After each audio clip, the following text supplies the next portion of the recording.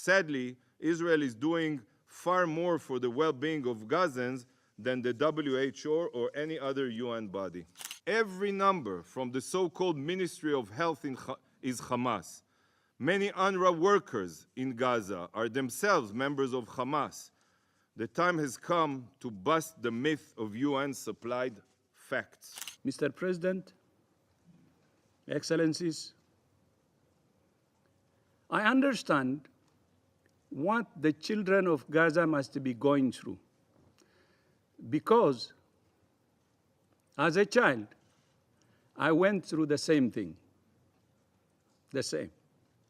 I understand what the children of Gaza must be going through, because as a child, I went through the same thing.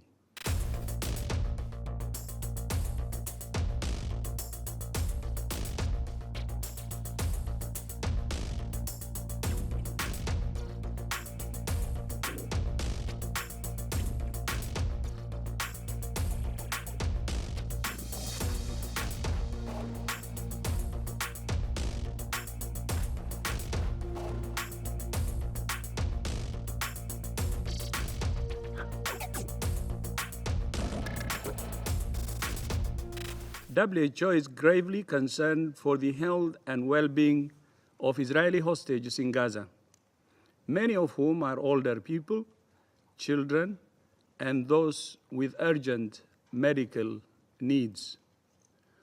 Hospital corridors crammed with the injured, the sick, the dying,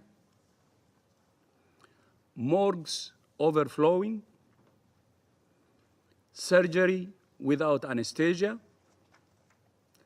tens of thousands of displaced people sheltering at hospitals, families crammed into overcrowded schools, desperate for food and water.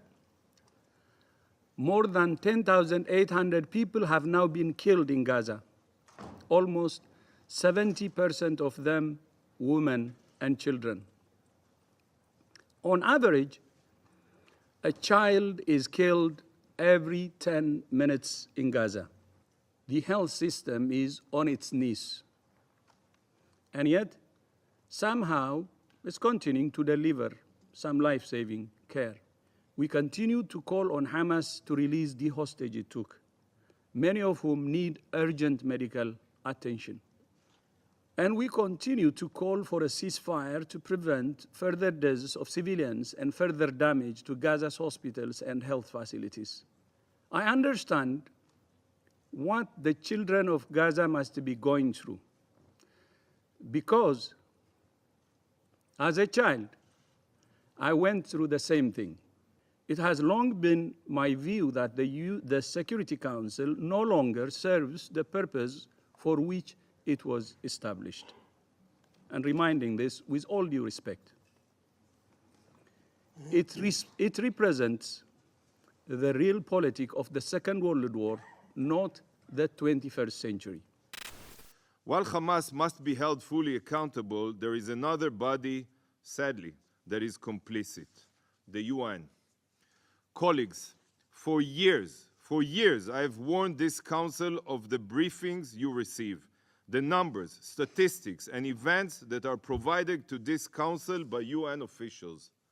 Yes, such as Dr. Tedros, such as Mr. Lazzarini of UNRWA, such as Mr. Griffith of OCHA, from all the other libelous UN organizations, committees, and also, sadly, from the Secretary General himself.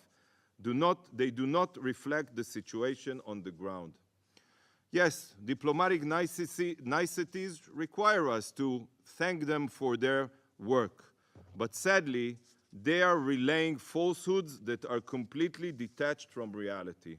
Every piece of information regarding the situation on the ground that this Council receives comes from Hamas, not international UN employees in Gaza. Every number from the so-called Ministry of Health is Hamas.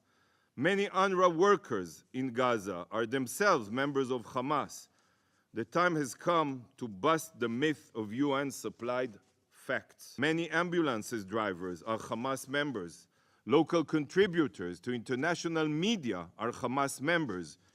Is it not concerning to you that in Dr. Tedros' briefing, not once did he mention Hamas exploitation of hospitals and ambulances for terror? Should this not raise a red flag? We are also being briefed by the Palestinian Director General of the Red Crescent.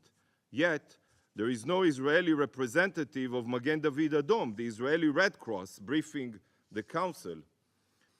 When the parking lot of El Ahli Hospital was hit by a Palestinian Islamic Jihad rocket, the WHO jumped on the opportunity to falsely condemn Israel. Yet, even though it has been proven beyond a fraction of a doubt that Palestinian terrorists were responsible, no effort has been made by the WHO to change the label they immediately adopted. Last week, we were shocked to hear Dr. Michael Ryan, the executive director of the WHO Health Emergency Program, call on Gazans to remain in hospitals that serve as Hamas terror bases. By adopting Hamas narrative of evil and telling patients to remain in an active war zone, the WHO prefers to endanger the lives of Palestinians rather than save them. What is even more shocking is that Dr. Rick Peppercorn, the WHO representative for Gaza, has until today refused to be briefed by Israel.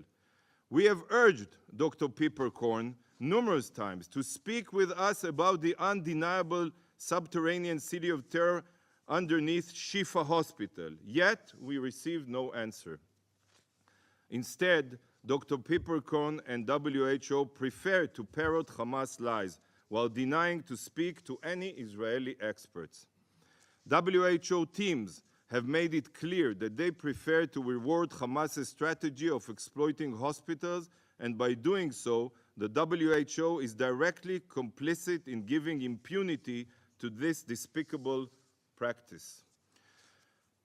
Dear colleagues, Israel is taking action to mitigate civilian casualty. We prefer to take proactive steps because unlike Hamas and UN bodies, we cherish life and hold it sacred. This is why Israel is in advanced talks with the United Arab Emirates, with the ICRC, and with other European countries regarding the establishment of field hospitals and floating hospital ships. Sadly, Israel is doing far more for the well-being of Gazans than the WHO or any other UN body. Distinguished Council members, Hamas is supplying all of the information. I reiterate, Israeli experts are either ignored or baselessly mistrusted, and verified facts, including video, audio, and intelligence-based information, are deliberately omitted from your briefings. The words of genocidal terrorists are accepted at face value, while the irrefutable evidence of a law-abiding democracy is tossed aside.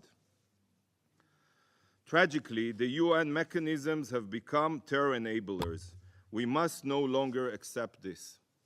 Colleagues,